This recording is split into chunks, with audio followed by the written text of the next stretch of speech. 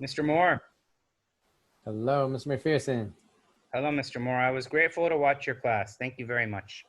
I saw that you were recording, or you were teaching between ninth and 12th graders, and the date appeared to be September 15th on the actual recording. I'm not sure if I'm incorrect. Yeah, that sounds right. Okay, so I took pretty detailed notes, as you can see here. Can you see my screen? I can't see your screen yet. Oh, Should be a green button that says share screen. There it is.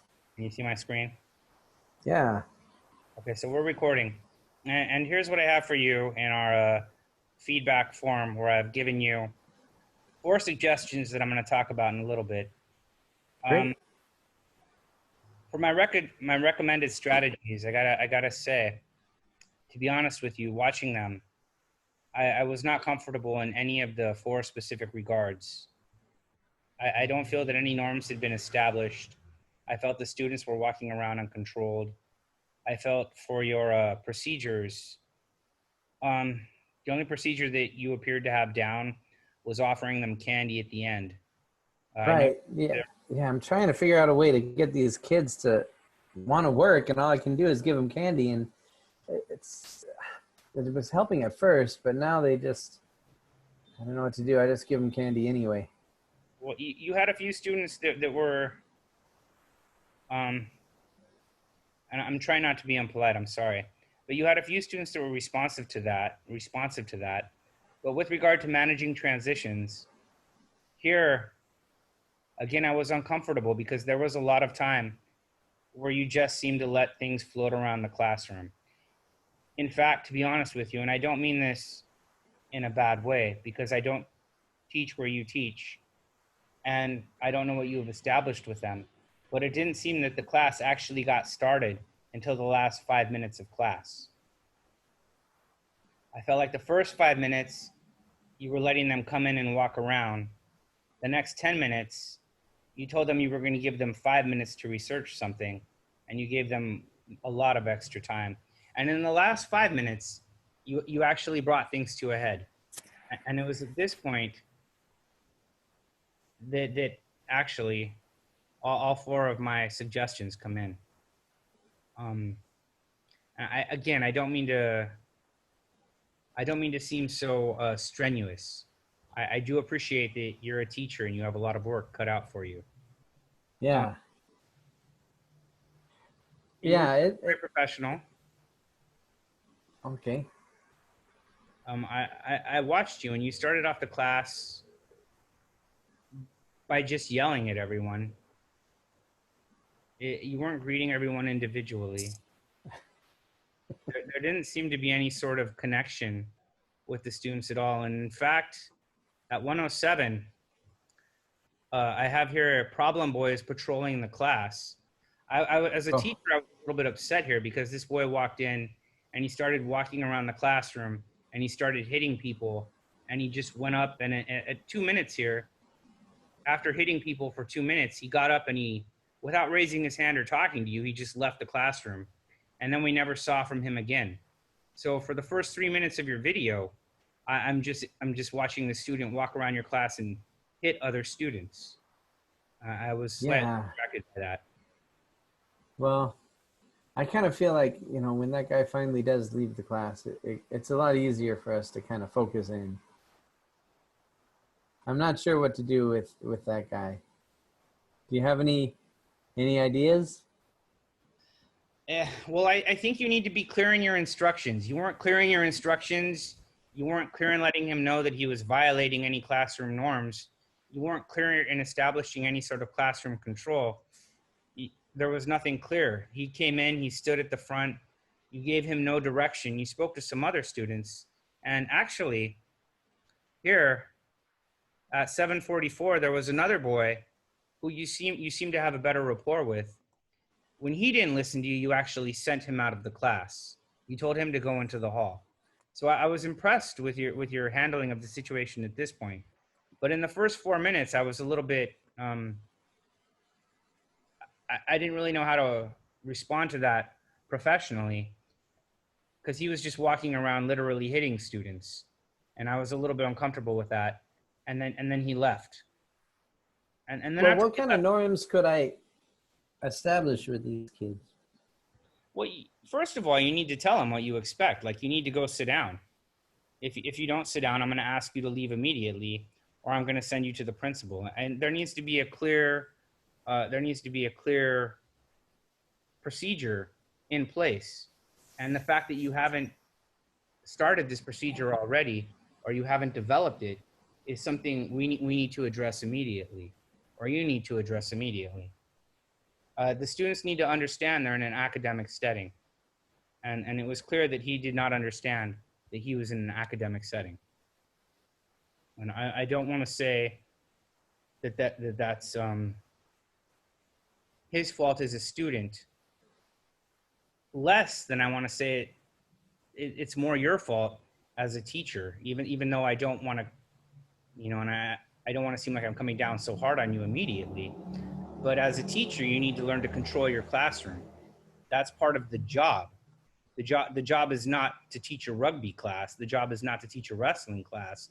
The job is to teach these students. They're actually going to be using computers to, in your own words, research topics.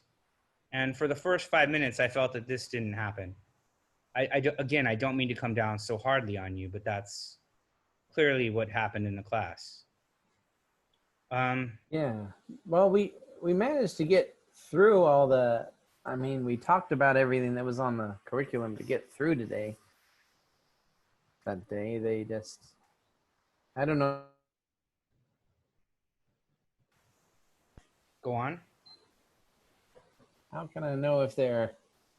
I mean, I guess maybe do some kids just want to learn and some don't? I mean, I don't know. How do I? The candy's not working anymore. And some of the kids, yeah, they just come in and they walk around, or that, there weren't any fights that day, so that was good. But some days I almost feel like, if I tell them, okay, you got to sit down, or I'm going to send you to the principal. Some of the kids want to fight me. So how can I make sitting down in class a normal thing? Well, Any ideas? this was some, yeah, absolutely.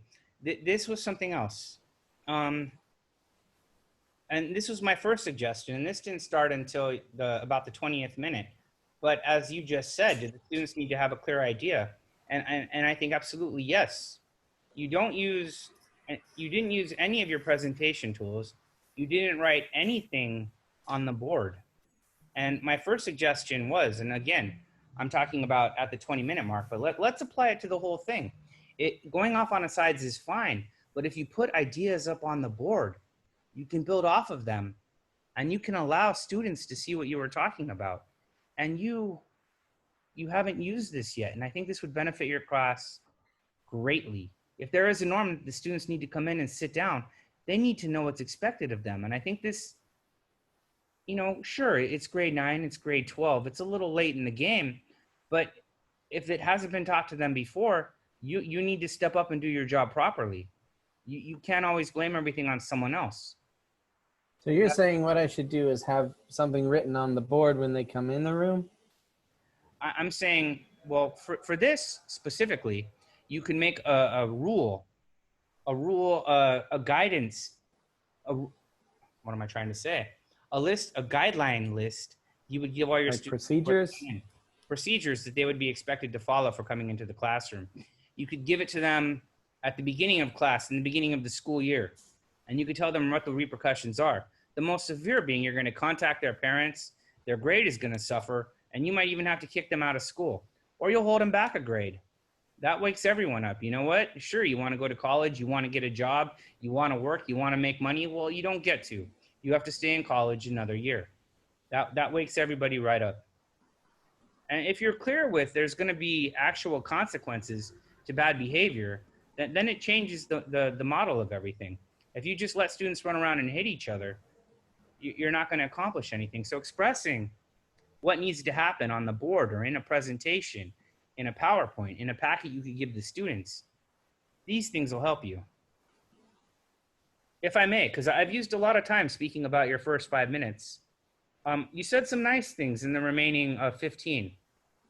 You help guide the students. You let them do some research. I think actually, and I didn't write this down, but I think the students are more smart than you let them know. I think they can do the research faster than you think.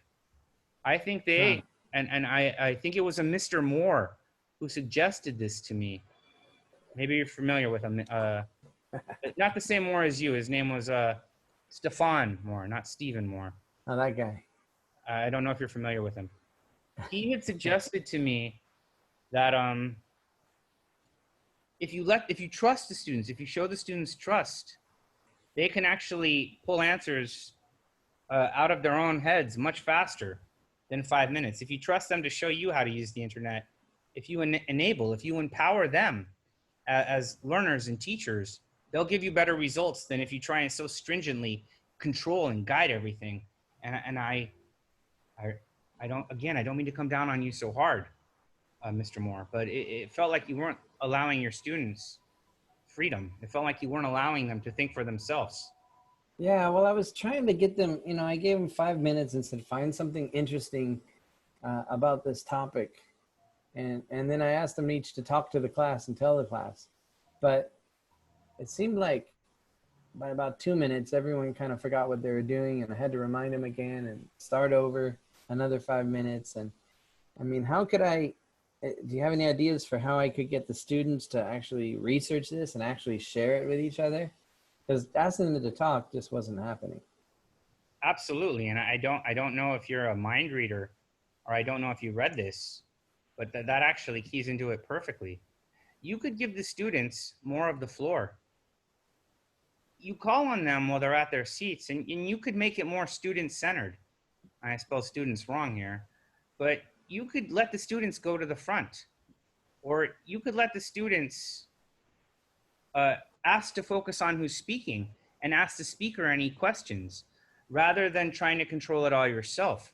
You could ask the students to ask any questions that they felt were relevant to their own personal projects, or if they were curious. Now, those two things alone will inspire listening.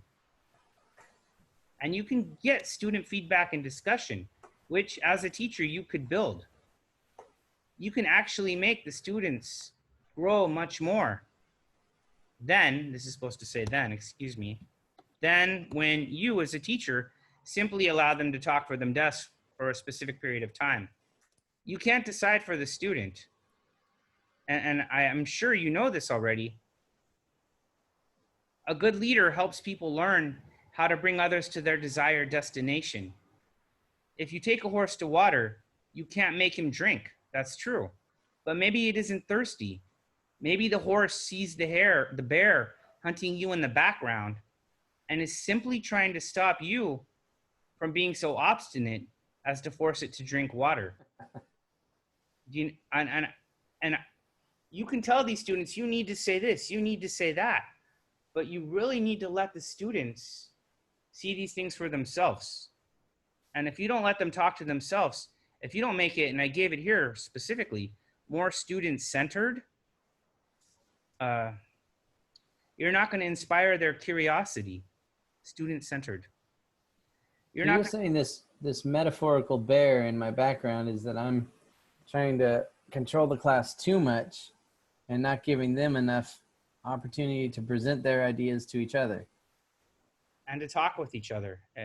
I was building off what you asked me. I felt what you asked me led into this perfectly. Yes, I speak in metaphors often.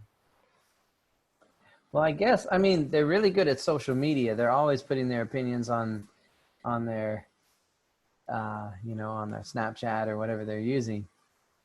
So, if I could just figure out a way to get them to use their phones to talk to each other. You did that once. One of the students asked to use his phone, and you let him use his phone as opposed to using his computer. But what I'm saying is when you were speaking to them, you didn't ask the other students for opinion. You didn't ask anyone else for feedback. You led them down a line. And that leads me into my third suggestion is when you did that, you didn't ask them to acknowledge their reference. You didn't ask them to say where they were getting the information from.